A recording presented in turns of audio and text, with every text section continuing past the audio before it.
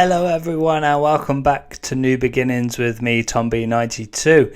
You joined me at the iron farm we built last episode, and I've been AFK now for quite some time, as you've seen with a quick time lapse. That was about 20 minutes, but we've managed to, I think I've spent maybe a day or so whilst I was editing last episode, and we've got plenty of supplies. This is just some of the stuff that I've pulled together, and yeah, we've got plenty of iron that's going to keep us going for some time.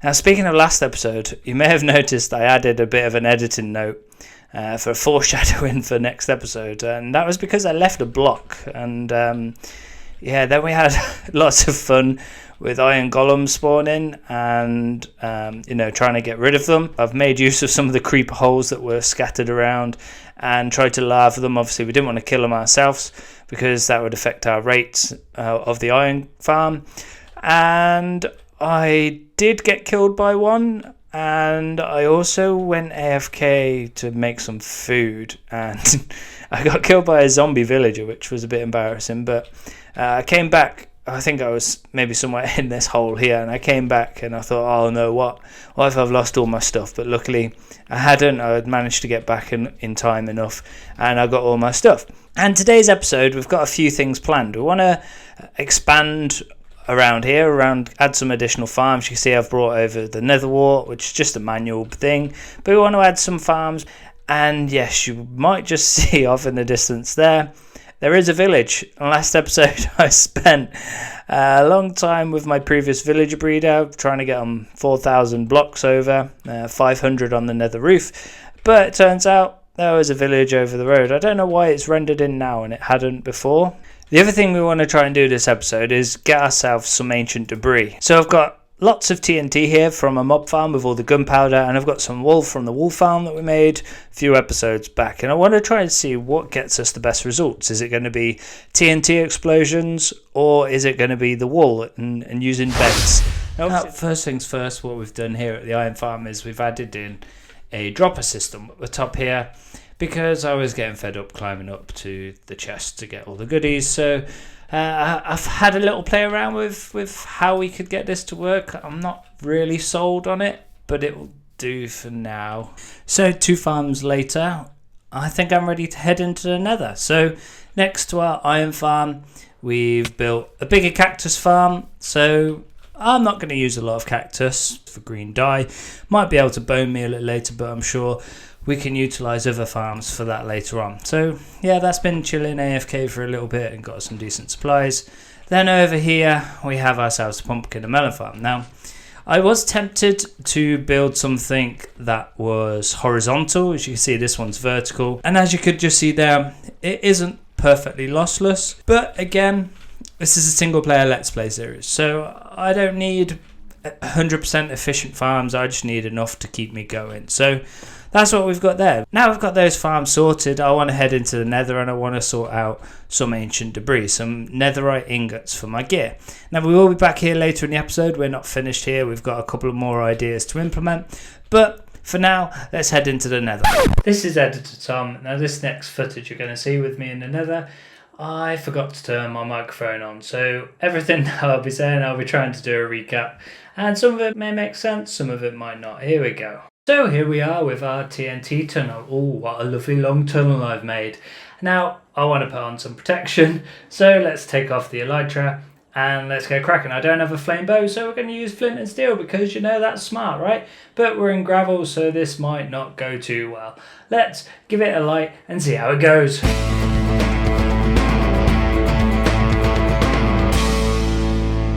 So that was a cool replay of the TNT exploding, but I don't actually have any footage of me getting any of the ancient debris. But now we're in a tunnel with little indents. We're going to put some beds in because, you know, that'll be fun too. Now there's loads of lava behind there, so I ain't going to put a bed there because I don't want to die. I'm not that stupid. So now we're at the end. Oh, a lovely lava puddle. So let's put in a bed and let's go bang. That's right. I'm going to put some out of these flames and then I'm going to wave my arm around a little bit because, you know, that's really exciting. But there's nothing here, so I'm going to pat out a few of these flames.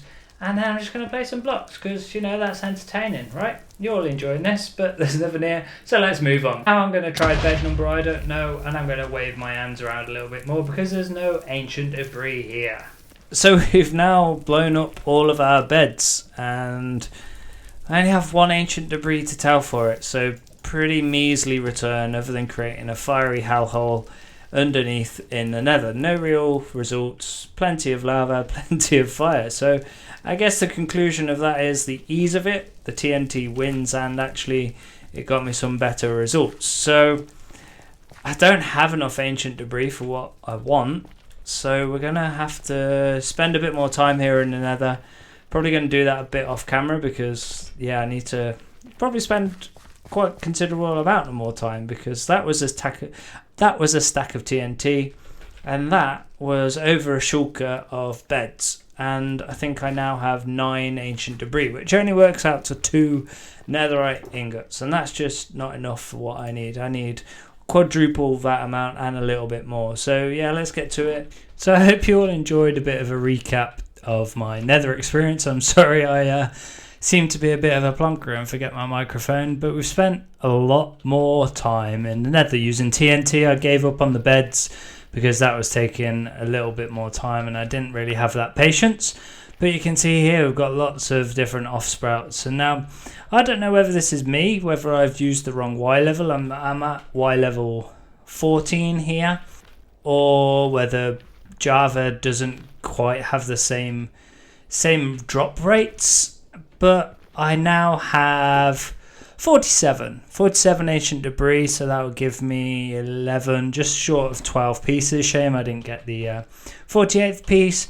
But now we can put that to some use, and it also gives me a big idea. So one of the next things I'm going to need is I'm going to need somewhere to smelt it, and I don't actually have anywhere. Everywhere so far this series has been temporary. Excuse me, piglins, can you leave me alone? Yeah, everywhere so far this series has been temporary because we've been moving base, etc. But now we have lava. We have a lot of lava to hand, and we have dripstone. So I think it'd be a good idea to put ourselves together a lava farm. So let's see if I can safely make our way home, and let's build ourselves a lava farm. Back at my redstone area after a trip back from the nether, which I barely made out alive. I had to fight some hoglins and piglins because they all wanted me and I had no gold armor on. But we have our 47 ancient debris, and we need to do something with it. So I've been in creative with a lava farm, and now some of you may recognize this. This is a build from Chapman.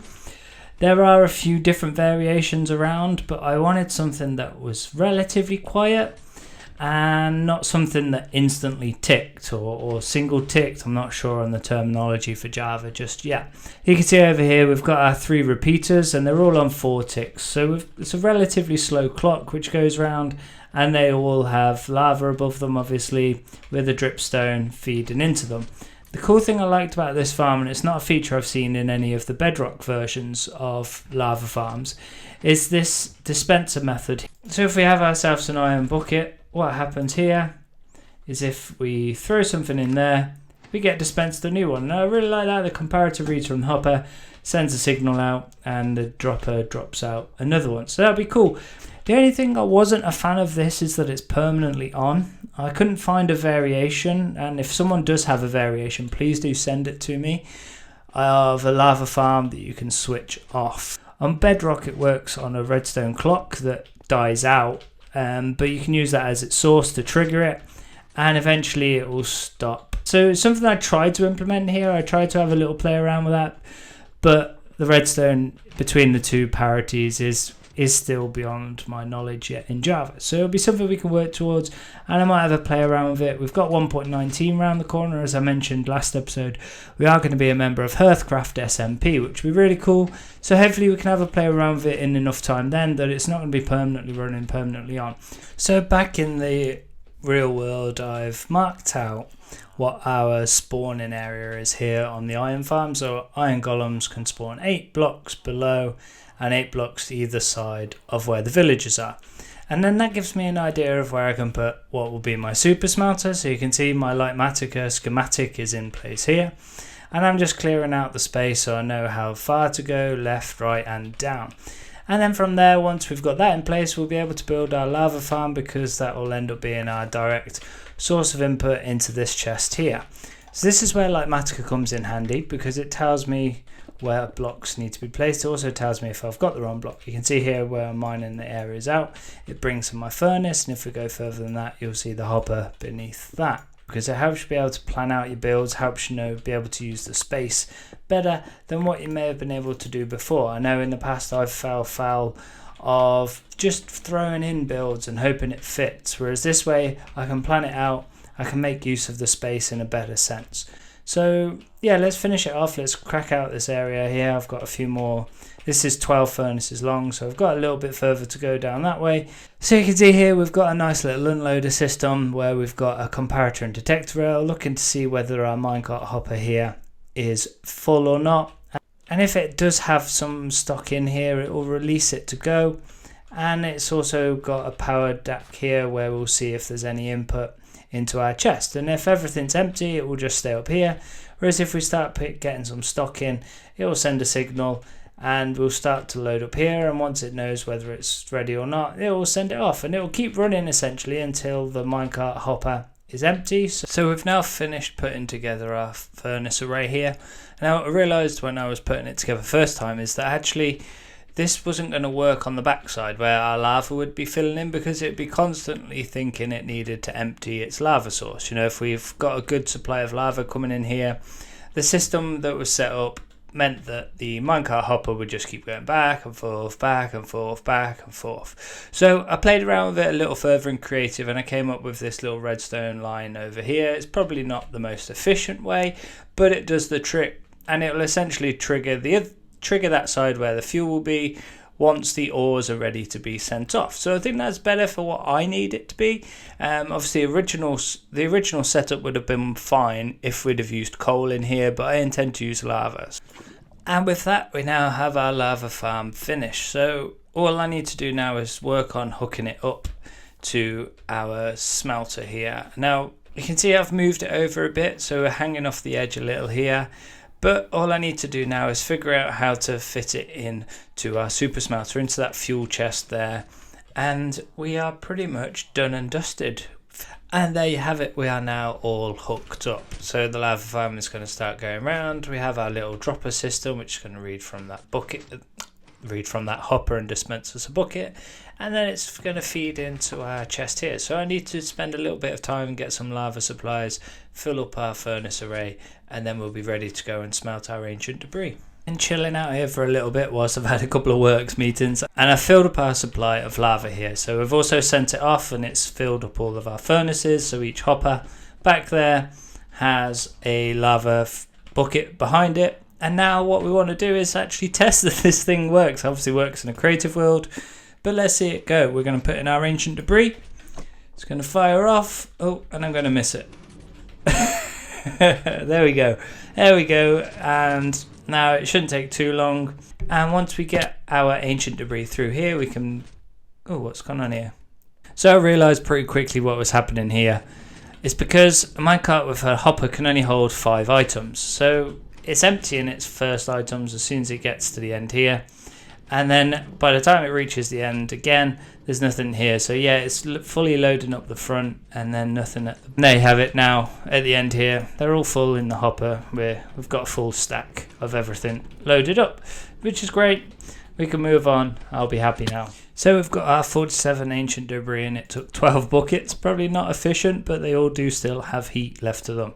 So let's go get some gold, and let's go make our ingots. Plenty of gold to hand now.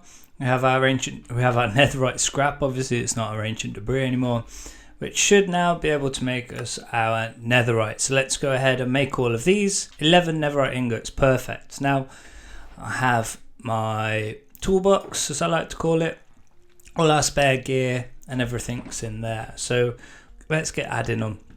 We'll start with our silk scribe pickaxe. Boom, done. Now a butter knife, our axe, shovel, helmet, leggings, booties, another shovel, fortune pick, body, and then we'll cover me in debris. There we go. Managed to get all of our armor covered in netherite. Now I am going to also do a silk hoe because, Well, I'm not going to go into the nether. I'm not going to go mining for ancient debris anymore. But I will likely be using a lot of leaves in future builds. So let's just do it. There we go. Serious dedication. And I do feel seriously dedicated. Now I've put a netherite ingot on a diamond hoe. And there we have it. We have all our gear. We are on top of our lava farm. We've had a very successful day.